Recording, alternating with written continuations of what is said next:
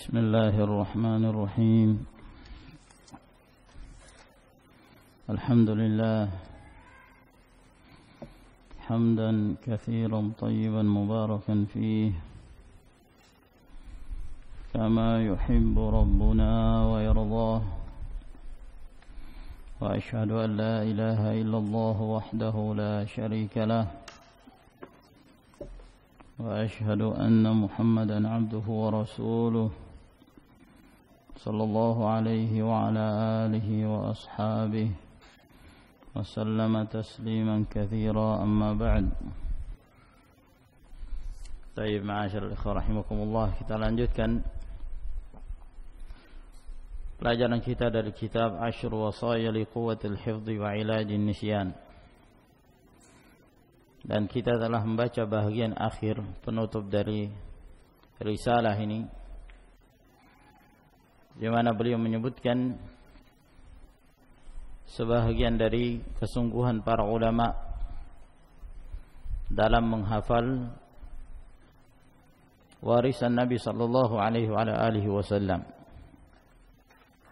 berupa hadis-hadis Rasulullah sallallahu alaihi wasallam yang sepatutnya bagi seorang penuntut ilmu untuk membaca sejarah-sejarah mereka. Sebab membaca sejarah para ulama itu akan membangkitkan semangat,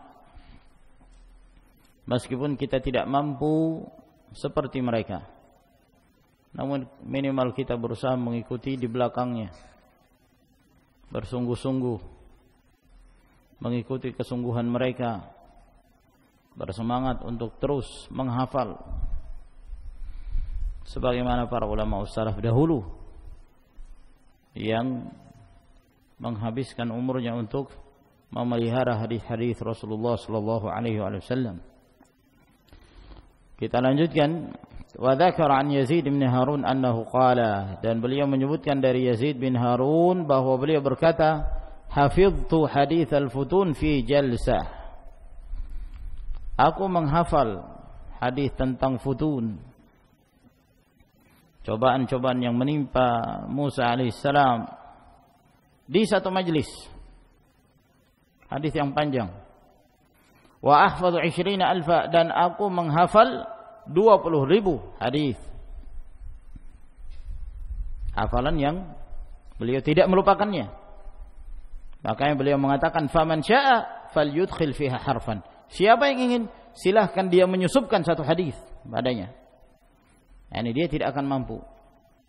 Saya menghafal 20,000 hadis, silahkan siapa yang ingin menyusupkan satu hadis, saya akan mengetahui bahwa itu bukan dari hadisku. Menunjukkan ketelitian beliau dalam meriwayatkan hadis dari Rasulullah sallallahu alaihi wasallam. Lalu berkata al-muallif wa hafizahullah ta'ala, qultu, aku mengatakan, wa hadithul futun hadithun tawil fi qissati Musa alaihissalam. Hadis tentang al-futun, yaitu fitnah-fitnah yang menimpa Musa alaihissalam, cobaan yang menimpa beliau, adalah hadis yang panjang menjelaskan tentang kisah Musa alaihissalam. Dikeluarkan oleh An-Nasa'i dan yang lainnya. Wa raji' kalam al-Imam Ibn Katsir anhu fi tafsirihi liqaulillahi ta'ala wa fatannaka futuna. Silahkan rujuk perkataan al-Imam Ibn Katsir dalam tafsirnya ketika menjelaskan firman Allah Subhanahu wa taala, wa fatannaka futuna. Ayat ini khitab dari Allah Jalla wa Ala kepada Musa alaihi salam. Wa dzakara annahu qala, dan juga al-Imam Az-Zahabi menyebutkan bahwa Yazid bin Harun mengatakan, ahfadhu 24,000 hadis bil isnad wala fakhr. Aku menghafal 24,000 hadis dengan sanadnya dan bukan karena kesombongan. Yani beliau menyebutkan ini sebagai bentuk memberitakan nikmat yang Allah Subhanahu wa taala berikan. Wa amma bi ni'mati rabbika fahaddits. Dan juga sekalian untuk memberi semangat kepada yang lainnya bahwa hadis-hadis Nabi sallallahu alaihi wasallam bukanlah suatu hal yang mustahil untuk dihafal. Sebab sabda-sabda Rasulullah sallallahu alaihi wasallam adalah ucapan-ucapan yang jawami'ul kalim, ucapan yang ringkas, singkat, namun memiliki makna yang berbobot. Nah, siapa yang berbicara? Qum. Siapa itu yang ngomong? Siapa yang ngomong? Hah? Qum.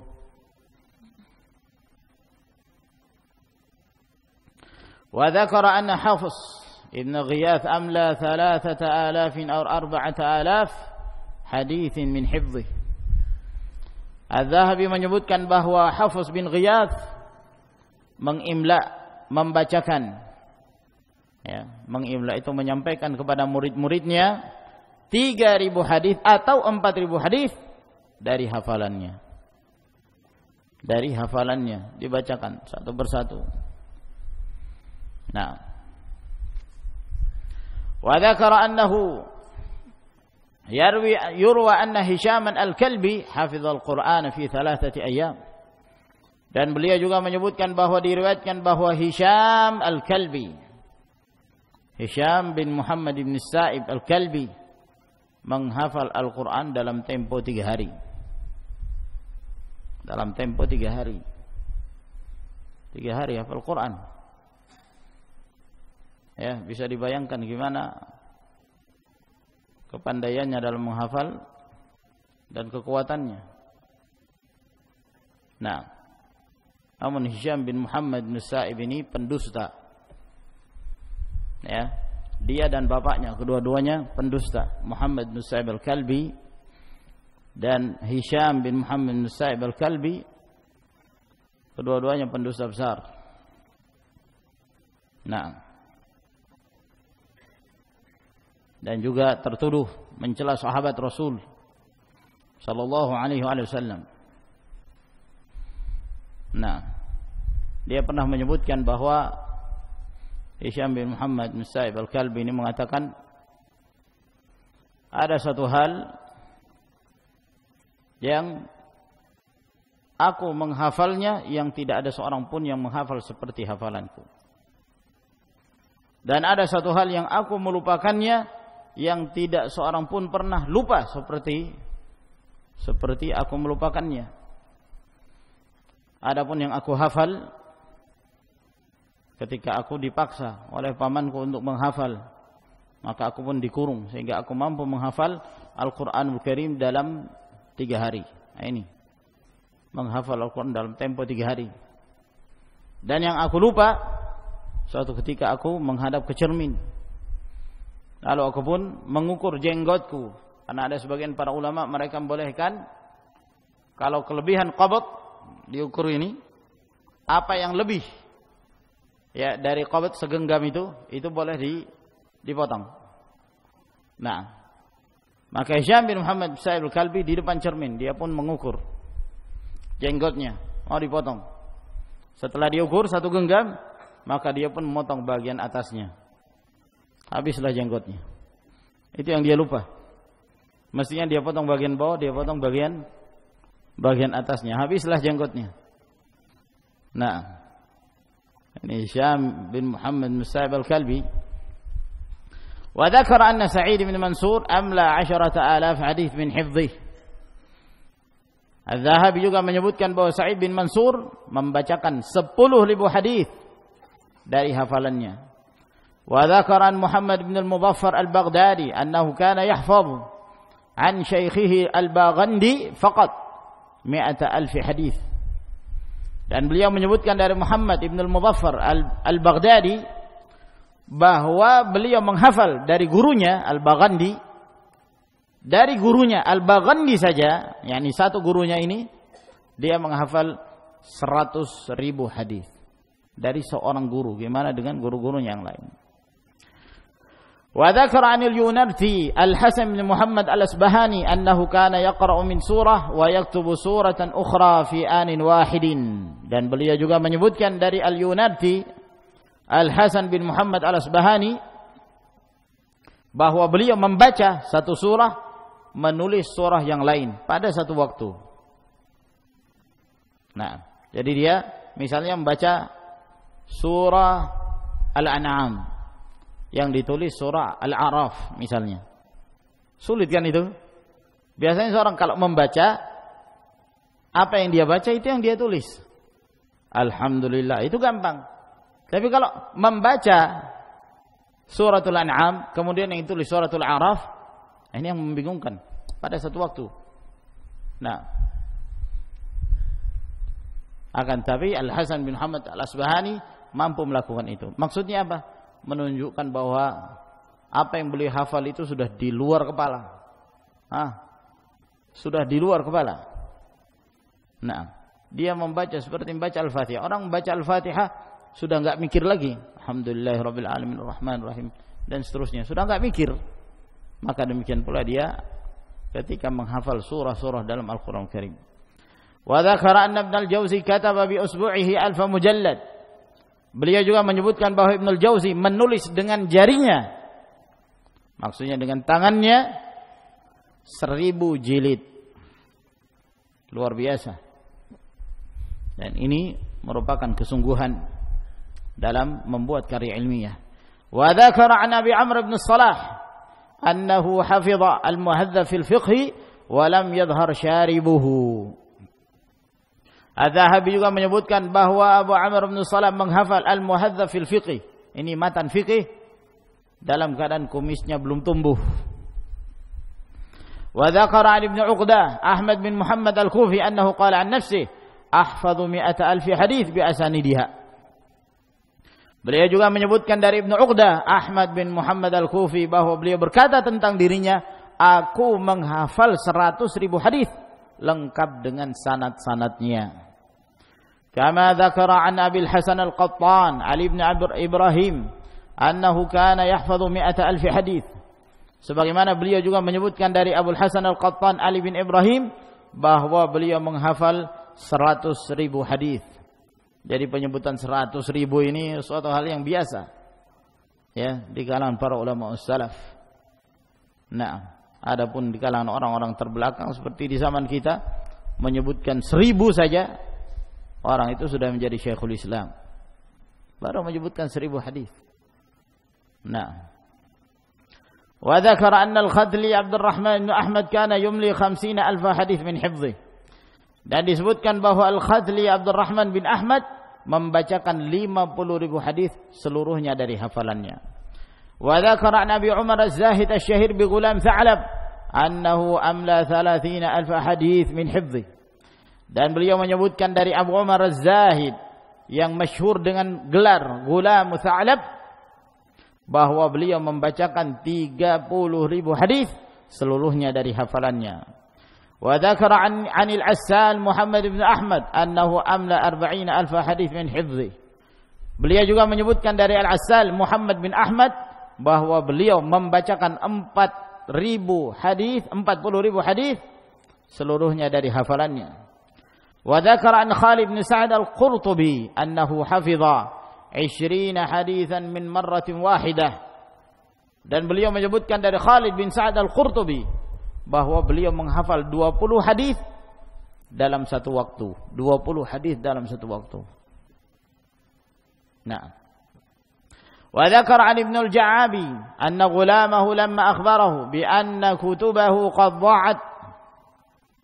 Dan beliau menyebutkan dari Ibnu al-Ja'abi bahwa anaknya ketika mengabarkan kepadanya bahwa buku-bukunya telah hilang, buku-bukunya hilang entah kemana, maka dia mengatakan kepada anaknya, la taghdam, tidak perlu kamu bersedih dengan hilangnya buku-buku kamu itu. Fa inna fiha 200,000 haditsin la yushkilu alayya haditsun minha la isnaduhu wala matnuh. Jangan ragu meskipun kitab-kitab itu hilang, kata beliau. Karena di dalam kitab itu ada 200,000 hadis dan itu tidak problem bagiku sedikit pun. Satu pun hadis tidak ada yang problem bagiku. Tidak sanadnya, tidak pula matannya. Ya, beliau menghafal dengan sebaik-baiknya. Hafalan 200,000 hadis. Kitabnya hilang enggak jadi masalah. Karena apa yang tertulis dalam kitab itu sebanyak 200,000 hadis sudah nempel di kepalanya. Wa dzakara fi tarjamatil Yunini Taqiyuddin Muhammad bin Abi al-Hasan al-Ba'labaki annahu kana yahfadhu al-jam'a baina sahihain lil-Humaydi. وحفظ صحيح مسلم في 4 أشهر وكان يكرر أكثر مسند أحمد من حفظه وكان يحفظ في الجلسة الواحدة ما يزيد عن 70 حديثا وحفظ سورة الأنعام في يوم واحد وحفظ 3 مقامات من الحريرية في بعض يوم. Dan beliau juga menyebutkan dalam biografi Al-Yunini Taqiyuddin Muhammad bin Abil Husain Al-Ba'labaki bahwa beliau menghafal kitab Al-Jama' Baina Sahihain karangan Al-Humaidi.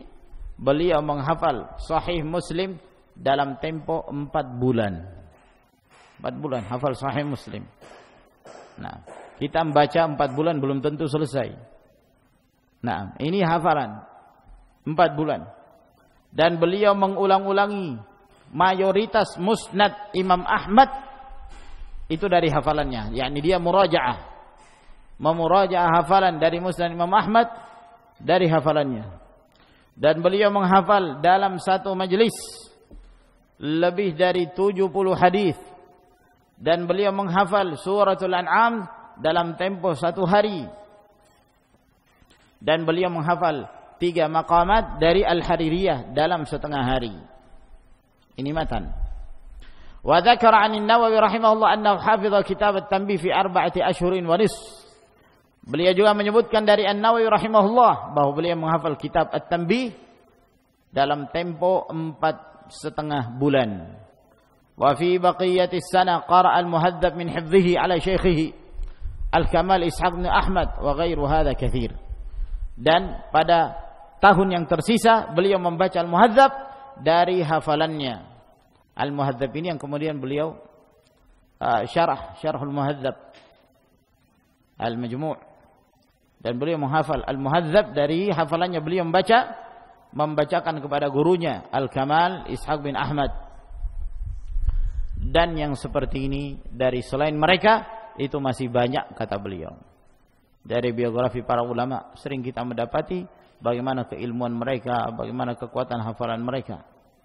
Wal maqsudu, dan yang dimaksudkan dari penyebutan sebagian biografi ini, anna talibal ilm yanbaghi alaihi an yahrisa ashadd al-hirs, bahwa seorang penuntut ilmu sepantasnya untuk bersemangat dengan penuh semangat, wa yu'til ilma kulla waqtih, dan menjadikan ilmu, memberikan ilmu itu seluruh waktunya, khususnya bagi para tulabul ilm yang masih bujang, yang masih punya kesempatan yang banyak untuk menuntut ilmu. Manfaatkan waktu itu ya ikhwan. Kalau memungkinkan, jadikan seluruh waktu kita untuk ilmu, ya. Jadikan kita merasa jauh ketika kita tidak bersama dengan ilmu tersebut. Jadikan ilmu itu pada seluruh waktunya. Wa a'malul bir min birril walidain wa silatil arham wa ada'il ibadat tubaraku fil waqti wa la tushghul an talabil ilm. Sementara amalan-amalan ketaatan yang lainnya seperti berbakti kepada kedua orang tua, menyambung tali silaturahim, melaksanakan ibadah-ibadah, maka seorang akan mendapatkan berkah pada waktunya, namun itu tidak menyibukkan dia dari menuntut ilmu. Kama ansahu bi ay yaqra'a ma sunnifa fi usulit talab, sebagaimana aku nasihatkan pula agar hendaknya seorang membaca apa yang telah ditulis dalam prinsip-prinsip menuntut ilmu yang ditulis oleh para ulama, seperti kitab Al-Faqih wal Mutafaqih, seperti kitab Ar-Rihlah fi Talabil Hadith karya Al-Khatib Al-Baghdadi, seperti pula kitab Al-Jami' li Akhlaqir Rawi was-Sami'. Nah, Al-Jami' li Akhlaqir Rawi was-Sami' wa Adabi Sami' lahu aidan karya Al-Khatib Al-Baghdadi, dan kitab Jami'u Bayanil Ilmi wa Fadlih karya Ibn Abdul Barr, dan kitab Tadhkiratus Sami' wal Mutakallim karya Ibn Juma'ah wa ghairuha katsir, dan selainnya masih banyak lagi yang menjelaskan tentang keutamaan menuntut ilmu. Wa yaqra ma katabahu al-mu'asiruna fi mu'allafatihim, dan hendaknya seorang penuntut ilmu juga membaca apa yang telah ditulis oleh para ulama masa kini pada karya-karya ilmiah mereka, wa hiya katsiratun jiddan, dan itu banyak ditulis tentang hal ini. Wa min ahammiha kitab Hilyatu Talibil Ilm li Syekh Bakr bin Abdullah Abu Zaid Dan di antara kitab yang terpenting yang ditulis oleh para ulama masa kini adalah kitab Hilyatu Talibil Ilmi, perhiasan seorang penuntut ilmu, yang ditulis oleh Syekh Bakr bin Abdullah Abu Zaid rahimahullahu taala. Demikian pula kitab Safahat min Sabril Ulama wa Qimatuz Zaman, lembaran-lembaran tentang kesabaran para ulama dan nilai yang berharga dari zaman ini. Wa kilahuma li Abdul Fattah Abu Ghuddah ala tanabbuhin min ba'dhi zallatih. Kedua kitab ini ditulis oleh Abdul Fattah Abu Ghuddah, namun hendaknya berhati-hati dari sebagian penyimpangannya. Abu Ghuddah ini seorang ahlul bid'ah. Abu Ghuddah muridnya Zahid Al-Kautsari, seorang ahlul bid'ah fanatik terhadap mazhab Hanafi. Maka seorang yang membaca kitabnya berhati-hati. Ya, kebanyakan penukilan dari kitab-kitab para ulama sebelumnya, ya, menjelaskan tentang biografi para ulama. Namun ketika dia menta'li, ketika dia menjelaskan dari perkataannya, maka hendaknya seorang hati-hati. Dan kalau di sana ada penggantinya dari kitab-kitab para ulama Ahlus Sunnah, yang demikian tentu lebih aman dan lebih baik. Wal mawdu'u thariyun bil fawaid wal faraid in taqaitu minha ma yakfi lit tawdih. Dan pembahasan tentang ilmu ini itu banyak sekali faedah-faedah yang bisa kita dapatkan. Lalu kemudian aku pun menyaring di antaranya apa yang cukup untuk menjelaskan hal ini. Wallahul muwaffiq wal hadi ila sawa'is sabil. Dan Allah Subhanahu wa taala beri taufik dan membimbing kepada jalan yang lurus. Wa kataba akhukum Badr bin Ali bin Tami al-Utaibi, walhamdulillah. Kita pun dengan demikian menyelesaikan risalah yang kecil ini, yang tujuan kita membaca risalah ini untuk memberi semangat kepada para ikhwan, para tulabul ilm, ya, dan mengambil cara-cara yang syar'i untuk menghafal ilmu. Sebab menghafal ilmu itu adalah sesuatu yang mulia, satu kemuliaan. Seorang akan menjadi mulia di dunia dan di akhirah apabila dia menuntutnya dengan ikhlas, menuntutnya dengan mengharapkan keridhaan dari Allah Subhanahu wa taala. Jangan kita beralasan sibuk, jangan kita beralasan bahwa kita punya pekerjaan, kita harus mencari ma'isyah, menghalangi kita dari thalabul ilm. Tidak sama sekali. Manfaatkan waktu-waktu senggang. Bahkan pada saat kita pun bekerja, bagi mereka yang punya pekerjaan, manfaatkan pada waktu-waktu dia beristirahat atau yang semisalnya, minimal satu hadis ataukah satu ilmu, dia mengetahui satu hukum. Yang demikian itu ma'asyiral rahimakumullah sangat bermanfaat baginya, untuk dirinya, demikian pula untuk yang lain. Saya kira ini ma'asyiral rahimakumullah. Dengan demikian selesai apa yang kita sebutkan dan kita jelaskan. Ila huna wa akhiru da'wana alhamdulillahi rabbil alamin. Tafaddalu hafizakumullah.